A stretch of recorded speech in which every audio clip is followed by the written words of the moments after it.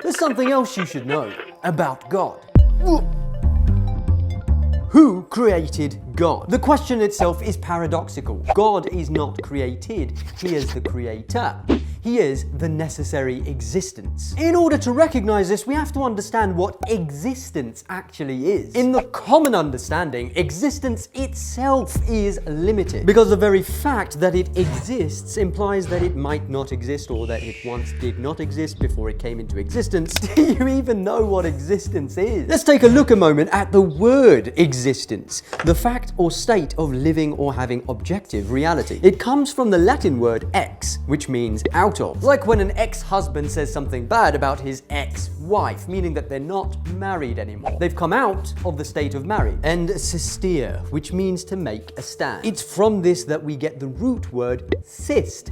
To assist or help is to stand by someone in order to give aid. To consist is to be made up of a number of things put together. To persist is to refuse to stop doing or saying something.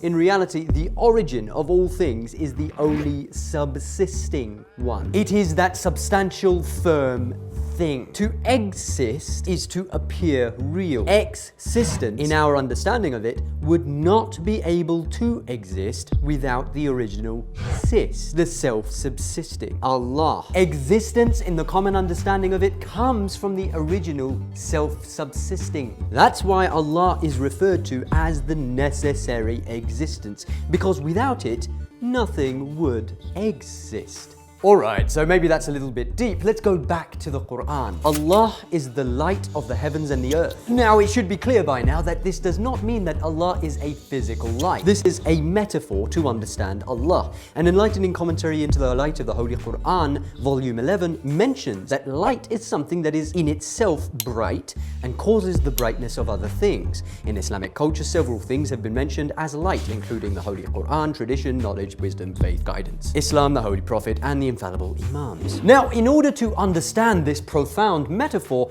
let's take a source of light, like the sun. The sun sends its rays of light across the expanse of darkness. Let's imagine for a moment that the sun is the creator and the particles of light are the created.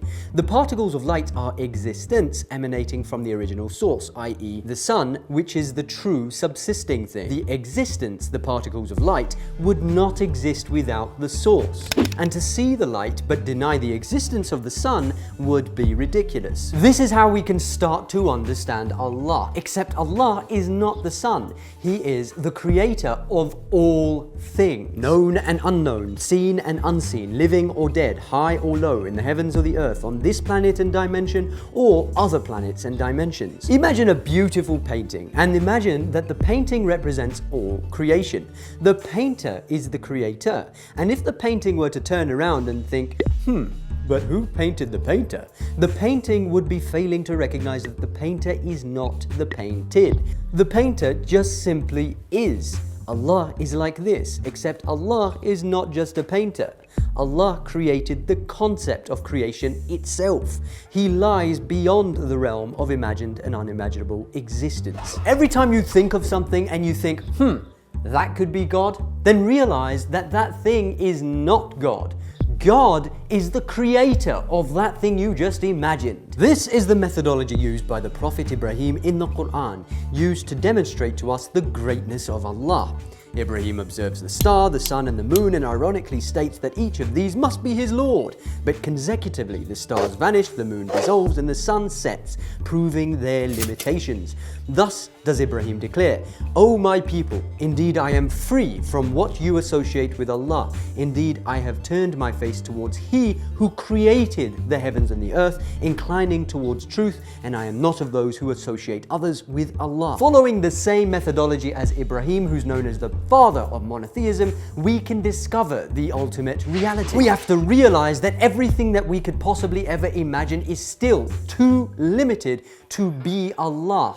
That's when we'll start to get somewhere.